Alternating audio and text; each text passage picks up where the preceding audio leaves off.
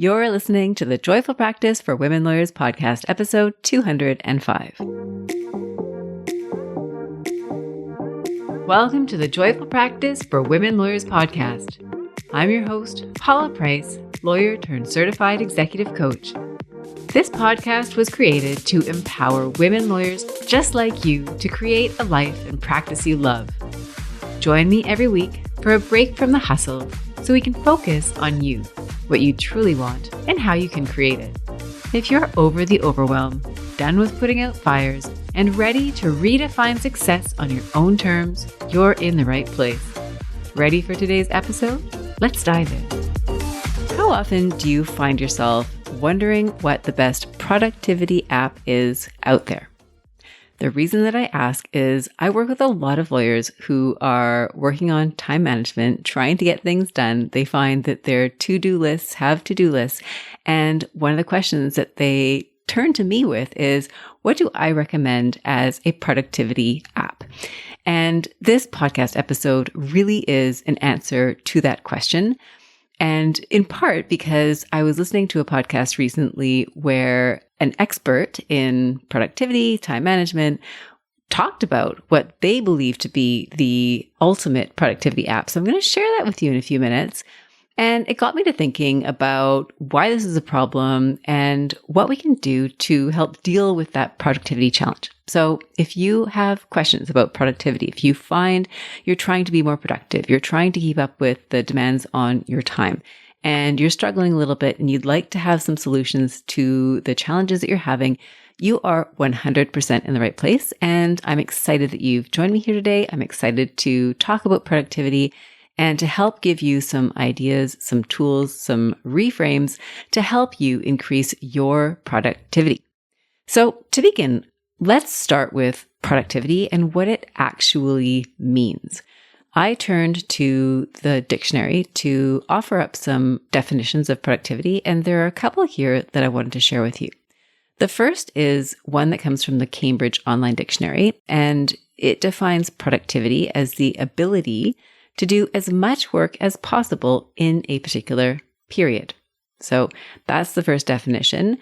The second definition that I want to offer today is the Merriam-Webster Online Dictionary, which says the meaning of productive is having the quality or power of producing, especially in abundance.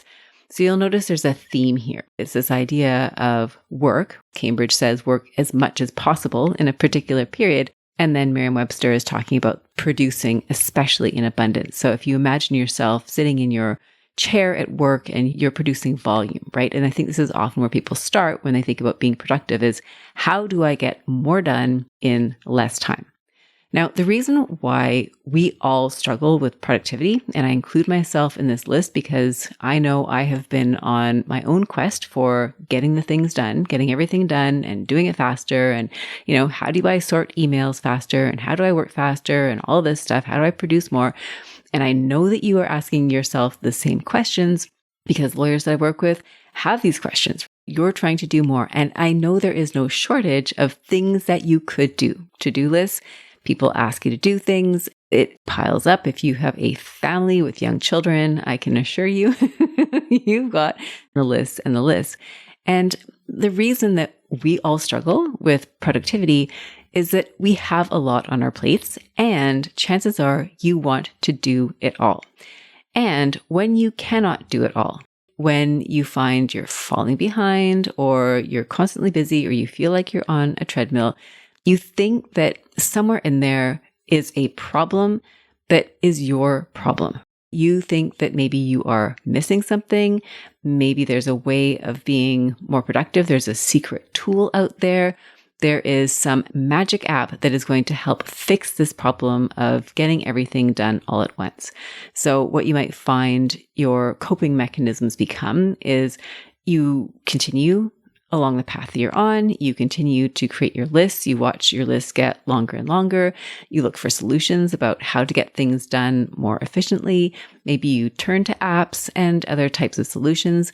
Meanwhile, your levels of stress escalate. You feel like you're constantly on a treadmill. You feel like you don't have any time to yourself. You feel like you don't have enough time. You might be telling yourself things like, I'm falling behind. I'll never catch up.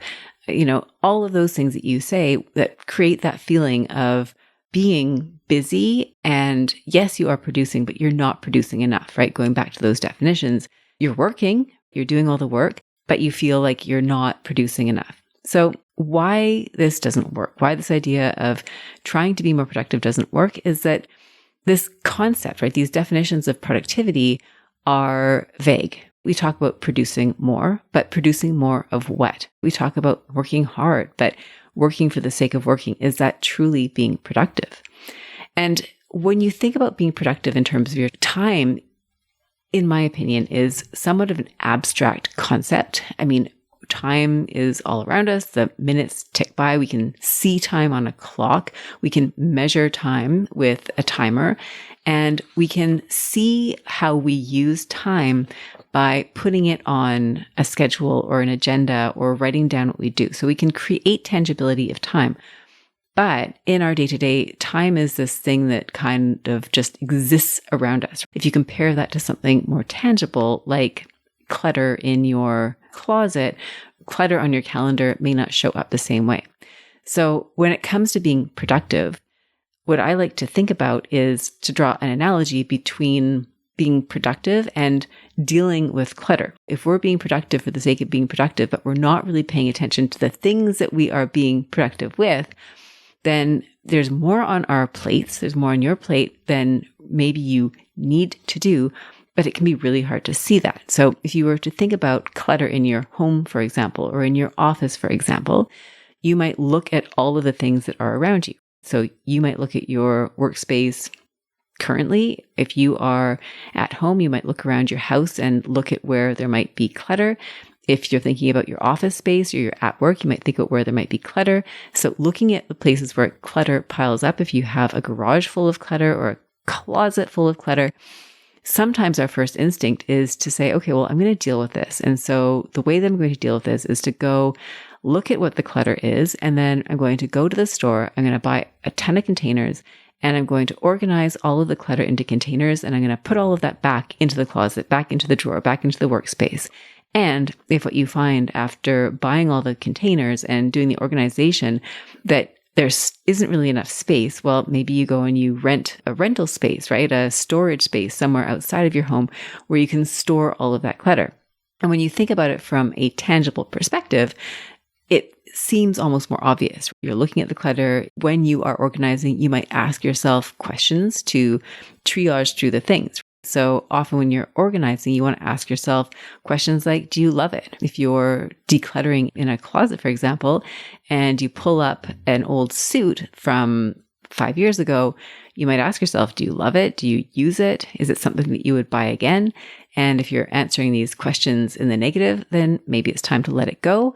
And so when it comes to being productive, you may want to run a similar set of questions to decide whether or not the thing that you are doing is truly something that you want to do, if it's truly being productive. Is it something that you love doing? Is it something that is necessary for you to do? Is it something that you would choose to do again? And does that activity align for your future goals? So if we go back to this idea of being productive for the sake of being productive and skipping over the step of assessing what's actually on your plate, what you might find then is that you're busy, increasingly busy. You feel like you're on a treadmill. You feel like you're falling behind. You might find yourself getting really frustrated and blaming yourself or blaming others or blaming the situation for never feeling like you're making progress. So as you're probably gleaning from the direction of this conversation, today's discussion about productivity is not necessarily about how to get more things done in less time. Today's discussion of productivity goes deeper than that. And what I'm going to offer to you starts with the productivity app that I alluded to earlier. and then follows with a discussion of how I would encourage you to approach productivity from a coach's perspective. The headline here then, what is the best productivity app? I was listening to this podcast recently where Brené Brown, who is an American researcher and podcaster, she's done a ton of research and written some incredible books about vulnerability and leadership, and she has a wonderful podcast. And in that podcast, she was interviewing Charles Duhigg. Charles Duhigg is a journalist who has done a ton of research and written some really excellent books. A couple of them that I'll refer to here. One is The Power of Habit. It's a book that I have read. I believe I've referred to it in the podcast before. It's an excellent book. And then more recently, he came out with a book called Smarter, Better, Faster. And so Brené Brown was interviewing Charles Duhigg about productivity. And in the context of that interview, he offered up what he believes to be the ultimate productivity app.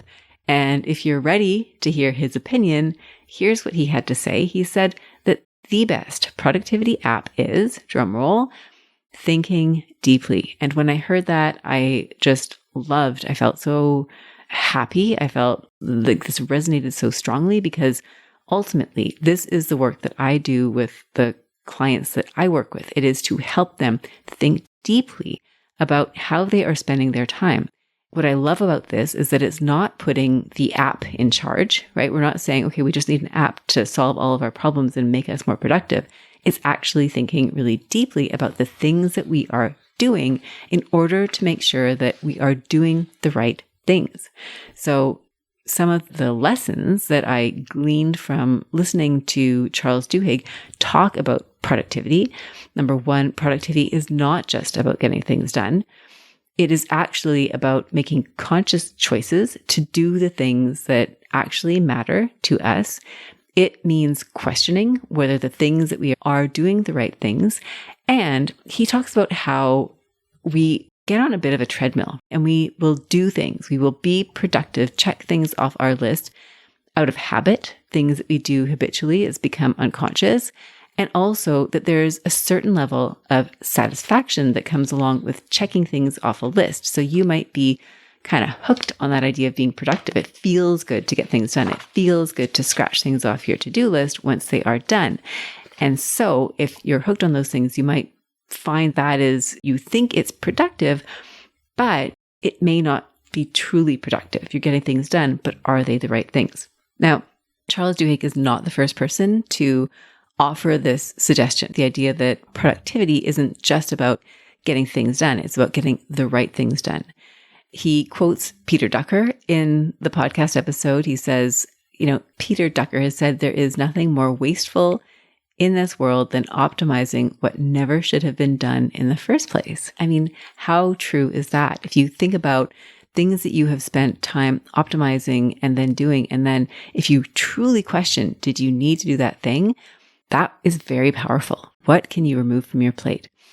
Another person who has talked about this concept, and again, I've spoken about this on the podcast, is Oliver Burkeman, who wrote a book called 4,000 Weeks. 4,000 weeks being what you have typically in your lifetime, if you're lucky. And one of the main thrusts of his discussion about time and how you choose to spend it is, are you choosing to spend time on things that really matter? And he gives an example in his book about emails, right? And you might be sitting there thinking, well, how do I respond to all these emails that come in through my inbox? And he offers that the right question might not actually be that, right? How do I respond to all of the emails? Maybe responding to the emails isn't something that you're going to choose to do. Maybe that is not the best way for you to use your time. And so maybe that is not a question of, or it stops becoming a question of productivity and a choice of what you're choosing to do versus what you're choosing not to do. So that premise then, that idea of productivity not being simply doing more in less time, right? There is no magical app that's going to fix the problem of productivity for you. If we're starting there, how do you tangibly actually go about thinking deeply about your time and becoming more productive? not in the sense of getting everything done on your to-do list, but being productive in the sense of doing the things that really matter, of being aware and conscious about how you're choosing to spend your time. How do you go about doing that? So I've got 4 steps to offer, 4 suggestions, and I think they're relatively straightforward. They do take time and they take effort, and I'm going to share those with you. Step 1 being to write out what you do in a day. Again, going back to this idea that time is somewhat intangible, right? If you compare it to physical objects in your physical space, we can't really see time in the same way. We experience time differently.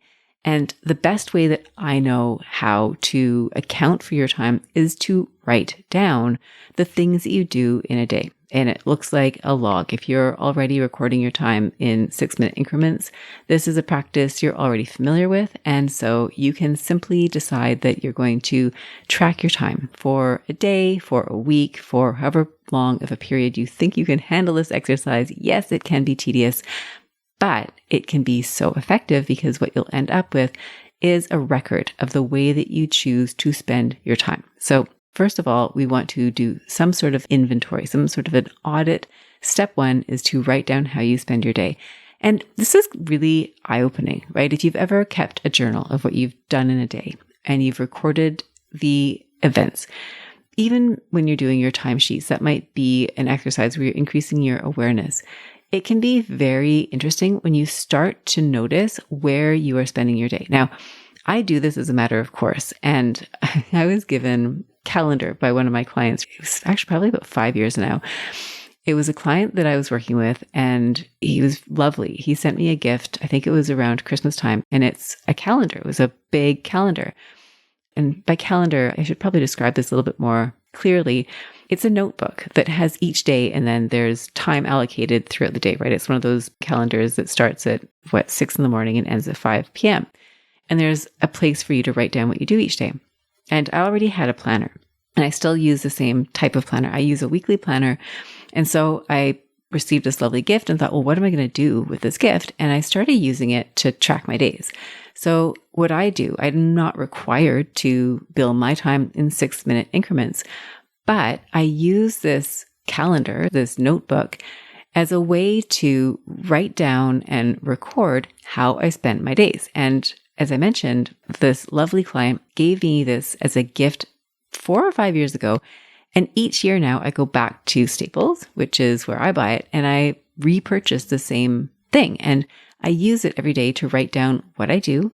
And I just, they're pretty messy notes throughout the day, but it requires me to account for what I'm doing that day.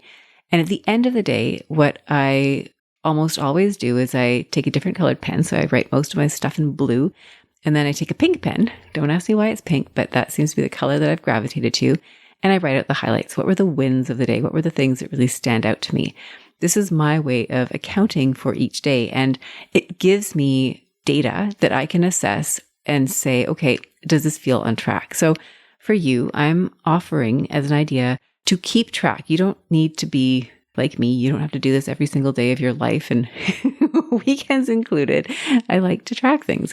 If that's not your personality, if you don't want to do that as a practice, you don't have to. But I do recommend doing it as an experiment because you'll start to notice, right? You'll start to notice where the time aligns with what you want to do, what your goals are, and where the time does not align. And this, of course, is going to be the next step, which is to evaluate the way that you're spending your time. So step 1 is just taking a record, making data points about how you're choosing to spend your time during a given day, a given week, however long you want to measure. And then step 2 is evaluating how you spend your time. So what you want to do here is to get very clear on what it is that you want to produce. This is where you need to take a step back and think about your short-term goals and your long-term goals. Now, if you're working with a coach, they are probably going to ask you about your goals. They are going to require that you get very clear about what it is that you actually want. And even if you're not working with a coach, you might be wired in such a way that you are very intentional, that you are thinking about your goals and your plans and what you want to do, in which case you may already be doing much of what we're talking about in today's podcast. Your productivity might be productivity that is aligned with your goals, things that you want to do. And even then, I would offer that there may be tweaks and refinements that you can be making, because as you're working towards your goals will evolve, and things that were important a year ago may no longer be important. So we want to make this a reflective practice where we're not just saying, okay, I've decided what to do today, and that's going to govern what's important for the next 5 years. We want to check back in with ourselves. So the first step really is, evaluating what you want. What do you want your days to look like? A day to day, what do you want a work day to look like, a non-work day to look like? What are the things that you want to do during each day? What's happening inside of work? Your billable work, your marketing, your relationship development, fulfillment, mentorship, growth, learning. What are the things that you want to make time for?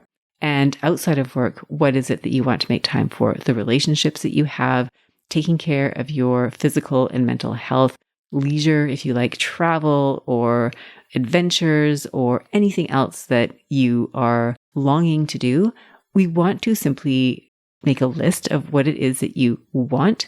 You might also think about this not necessarily in just the immediate, but in the long term. So if you think about how old you are today, I do this exercise every now and then where I think about how old I am. So I'm 47 on the date of recording this podcast episode. And I assume that I'll live a long life. My grandmothers both lived to be, one was 99 when she died. One was, I believe, 100. She might have made it to 101, but I'm pretty sure she was 100. And so if I'm lucky, I expect to live maybe as long as they did. I try to take good care of myself, which means I'm almost at the halfway point. Now, the quality of years, maybe that changes as you age. But the idea here is to look at that continuum of your life from birth until death. We will all experience both of those things. We've already experienced the first part. And to ask yourself what you want for each of the phases of your life. If you could chop up your life into sections, you've got your childhood, adolescence, young adulthood, early adulthood, your kind of middle age, if you're me, middle age, kids who are, 10 and 12.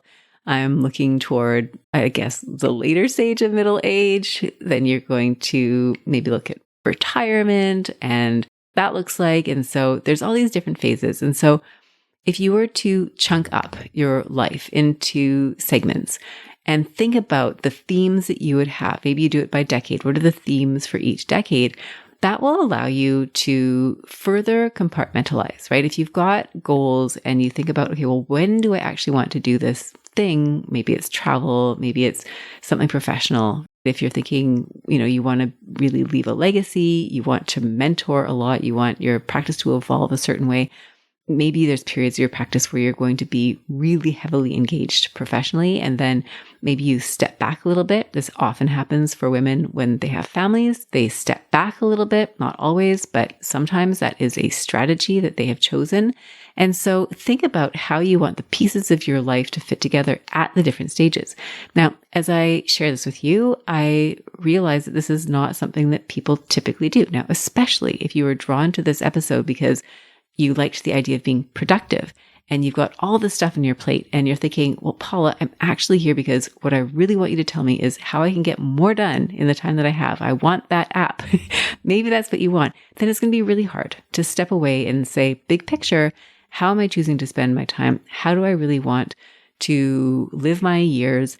And if you are not doing that exercise, this is a really great reminder to please do that exercise periodically. It does require taking time away and asking yourself about that big picture, because as long as you don't have those concepts in focus, and you don't need to know exactly what you want to do, but if you're running blind, if you're running and doing without having a context for yourself, it can feel like it's not really aligned. It can feel like, what is the point of all this? It can feel like you're running and you don't know where you're going and the destination is unclear.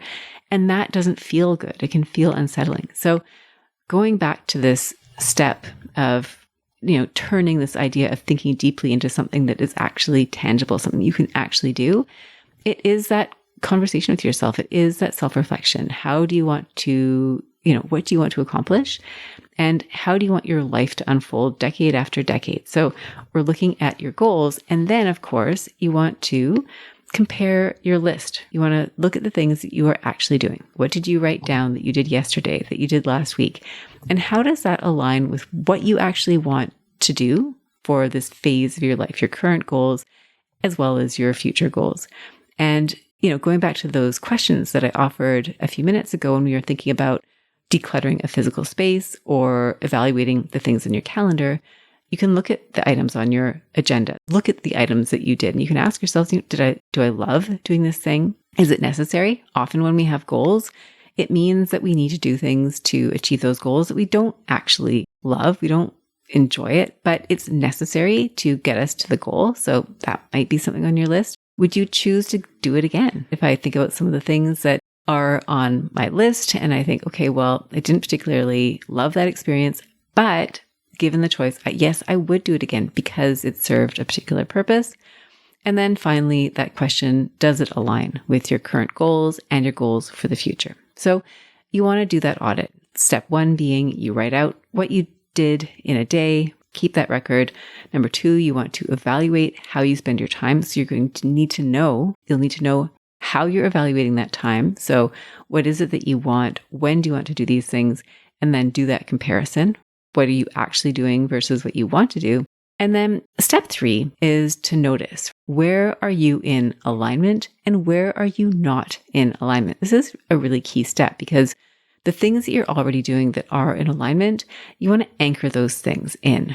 You want to protect those things because you know that those are the real needle movers. Those are the things that you want to do. If you're choosing where and how to be productive, those are the activities very likely that you want to focus on doing. And you also want to identify areas where you are out of alignment. What are the things that have crept into your list, the things that you've done where you feel like, I didn't love it. It's not necessary for me to do this. It was a waste of my time. What is going on there? And that's where you'll want to come up with some theories. Why are you doing those things? Your theory might be, it was unconscious. I didn't even think about it. Now that I've noticed that I've been doing this thing, I'm actually just going to stop doing it. Maybe it's scrolling on your phone at night. I've mentioned this somewhat recently on the podcast. I was doing a lot of scrolling before bedtime. And by a lot of scrolling before bedtime, I don't know, what was it? Maybe 20 minutes, 30 minutes sometimes before going to sleep. My daughter and I would cozy up in bed and, we'd look at some Facebook reels and it wasn't as funny, etc. And one day we just decided to stop doing it because it was eating into my sleep time. And if I look at my goals and I look at that activity and I think, are they really aligned? No. And it wasn't something that I was doing on purpose even. It was this unconscious habit that I'd fallen into. So that was something, once I identified it and decided to stop doing it, it was relatively easy for me to simply stop doing it. Other things might be more difficult. If you are, for example, saying yes to projects, to social engagements, to professional engagements, to file work, to client demands, to family demands, to things that you do because it feels like it's the right thing to do, that you should do it, that it's important for you to do. And yet it's something that doesn't align with your goals and it's something that you want to stop doing. You might have a bit more of a difficult problem to stop doing those things. If you think about social commitments, for example, sometimes you say yes because you feel like it would be socially unacceptable to say no, that you would be disappointing people. You might have fear of missing out if you don't go to that event or whatever it happens to be. And so there's a challenge there for you, right? It's coming to terms with the fact that maybe people won't be happy with you. It might be coming to terms with the fact that you're going to miss out on something that might otherwise be really fun. If it is file work, then maybe the difficulty there is coming to terms with the fact that you might have to do something that will change the nature of a relationship that you have with a client, whether this is an external client, an internal client. I know this can be a real struggle for lawyers who are looking to refine their practice. This happens where you're building your practice, you've built your practice, and you look at the ratios of the types of work that you're doing. And you look at the categories and you think, you know what? I really want to do more of the work in category A. But right now I'm working with this lawyer, I'm working with this client, and they're sending me a lot of work in category B. And I can see that the work in category A is coming. It's not quite there yet, but as long as I'm wrapped up in B, I'm not going to get to A. And so moving in the direction of turning the faucet down and eventually turning the faucet off can be really challenging, because not only are you potentially disappointing people, but you might also be taking the risk that you're going to turn away work that is keeping you busy, that is paying the bills, in exchange for opening yourself up to the opportunity and potential of doing other work that is not yet there, of building new relationships with others that you haven't yet built. So that's an example of where making a transition can actually be a little bit more challenging, where it's going to create maybe a bit of discomfort for you in making changes to align how you're spending your time with the goal that you have for yourself. So that is something that, if you're struggling with that, you're not alone. You can get support for that. I can help you with that. Other coaches can help you with that. Maybe your mentor can help you with that. But the idea here is that to make those changes, that can feel really difficult. And then step 4 is, it follows on that, but reduce or eliminate time spent on unaligned tasks. So this is where that productivity really becomes a lot more about letting go of things and focusing on the essentials, as opposed to trying to figure out how to do it all. So if we go to that work analogy, instead of saying, well, okay, I'm going to figure out how I can do all of my existing work A and all of my existing work B and build up in category A while maintaining everything in category B. Instead of doing it that way, we're going to have to reduce category B. And I'm sorry, I'm actually forgetting which category we're trying to reduce and which category we're trying to increase. But I'm sure you get the point, which is that productivity isn't about piling it all on and piling on more and more. It's about, yes, we're introducing new and we are getting rid of old. So that is something that may be really challenging. So you want it all. You want to do it all. You want everyone to be happy. You don't want to miss out on things. And yet at the same time, if you want to be more intentional and you want to move in the direction of your goals, then you are going to have to reconcile that conflict and let things go. And that can be really challenging. So the 4 steps then, just to recap, is if you want to take advantage of your greatest productivity app, which is your ability to think deeply, it means let's write down what you're doing in a given period of time. We want to evaluate how the things that you are actually doing measure up against the things you want to do, the activities that align with your goals, short-term and long-term. We want to then notice, step 3, where are you in alignment and where are you not in alignment? And then step 4 is to reduce or eliminate time spent on the unaligned tasks. Now, if you take this approach to productivity, the reasons why this is going to work is you are not going to be spinning your wheels, doing more simply for the sake of doing more. You are also no longer looking for a blanket solution, an app, something that exists outside of yourself to help you solve this productivity problem. You're going to come to the realization that the power, the decisions are entirely within you. Yes, apps may be helpful and supportive, but ultimately the way you use those apps is supportive of you. You're the one who is making the decisions. You are putting yourself in the driver's seat and assuming your authority over the way you spend your time. This requires that you make conscious choices about how you choose to spend your time, instead of letting other people make those choices for you, or just simply letting things happen and then trying to stuff everything into your schedule. You are the one who's being discerning and choosing what goes on your calendar. And it requires that growth. We talked about that difficulty of letting things go, the discomfort, the growth, the discipline, dealing with disappointment, all of that, having difficult conversations. All of that is going to help you gain confidence, develop your skills in terms of managing your time. And ultimately, you'll be creating more of what you want through your actions. And what you'll start to notice then is that your life becomes a reflection of choices that you're making, and it feels good. And that is going to help bolster your confidence as you continue to move forward, being more productive in the sense of not doing everything and everything. It's doing the things that matter most. Now, I've already alluded to some of the skills that are required in order to make this transition. It sounds relatively simple, but it's not necessarily easy to implement. So it means being willing to take time from being productive to thinking deeply and reevaluating how you spend your time. So as I mentioned before, if you're super busy and you're billing by every 6 minutes and you've carved out time to listen to this podcast episode because you're hoping to have a solution, then I'm so glad you're here. This is a wonderful step in that direction. And it will be more challenging for you to do the deep thinking because you're already so busy. You're already on that treadmill. And so there's a requirement to take that step back. And that might mean taking a bit of time to go to a coffee shop with a journal and to really ask yourself the things that you want in your life, the things you want in your practice and outside of your practice.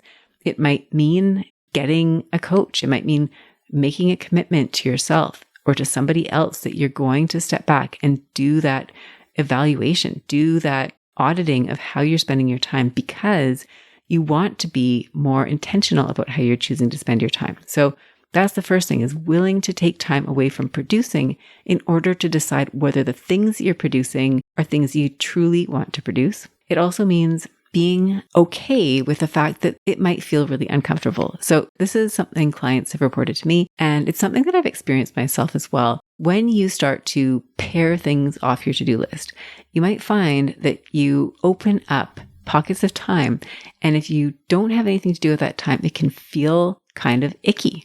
I've had that experience. I know when I used to practice law, I felt very uncomfortable in periods where the economy was slow. That was the worst feeling for me. And maybe that's something that you can relate to. When everything is busy and you're trying to figure out when to do it, it's like you're super productive and you feel good and you feel important and all that.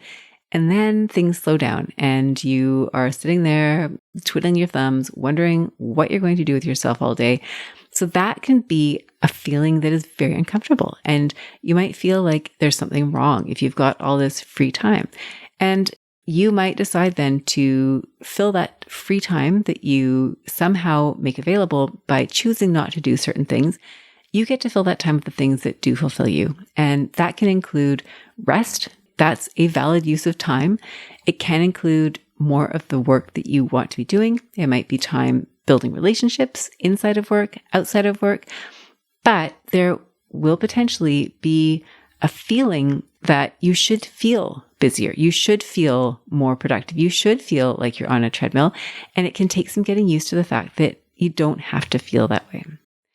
Another skill that may be required is to let things go that you are attached to. So habits are huge when it comes to the things that we do. I've heard statistics. I can't remember the exact number, but I think it's high. It's like 70 or 90% of the things that we do. I know that's a bit of a range, but so much of what we do day to day is simply habit. It's a repetition of the things that we've done before. Charles Duhigg talks about this, right? This idea that habit is so powerful. And so if you're shifting away from something that you're used to doing, that can feel really uncomfortable.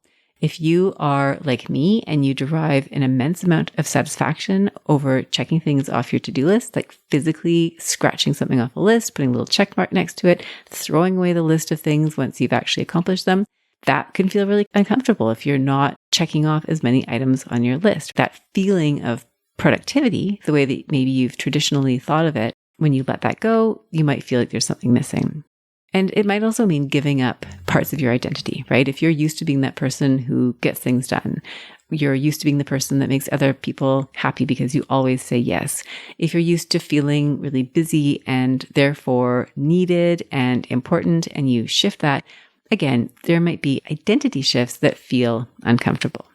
That being said, I would offer that doing this type of work, doing this type of analysis, being really intentional about the things that you choose to do and not do will create results for you because you will then align what you're doing with your vision.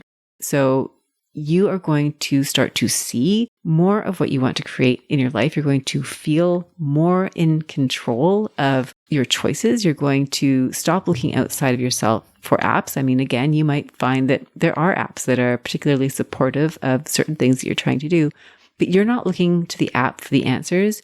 You know that you are the one ultimately who gets to choose the course of your career, the course of your life, the things that you prioritize. And that is really empowering. You're not looking to others or to apps to fix or control your schedule, right? You get to control that. And so all of these things lend themselves to creating a life that you want for yourself, a practice that you want where, yes, you still want to be productive. Yes, you might still want the support of strategies and tools to help you do more of the things that you want to do in a way that is more efficient. And you're doing the things that truly matter. Just to recap what we talked about today, we talked about, number one, really thinking about productivity differently. Productivity, instead of just being that thing that we do to get things done, it is productivity very intentionally directed at the pieces, the activities, the goals that matter to you in your life. We talked about auditing your time. So again, the things that you do may feel a little bit intangible if we compare it to physical objects. So creating a record of what you are actually doing day to day so that you can evaluate it is a very helpful, although potentially tedious step. It means doing that evaluation, looking at what you're doing, looking at what you want, and asking yourself if those things align with align with each other. If they do, that's great. We know that we want to prioritize those things and find ways to do those things most effectively. And we also want to identify what needs to go. What are some of the things that you really don't need to have in your life? Can we declutter your calendar in order to free up your time and energy to focus on the things that truly do matter?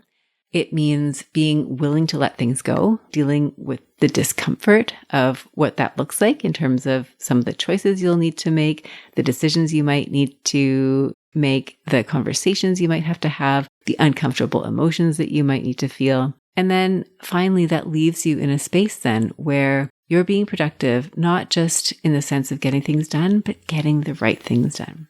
So that, my friend, is what I have to share with you today on the topic of the essentials of productivity.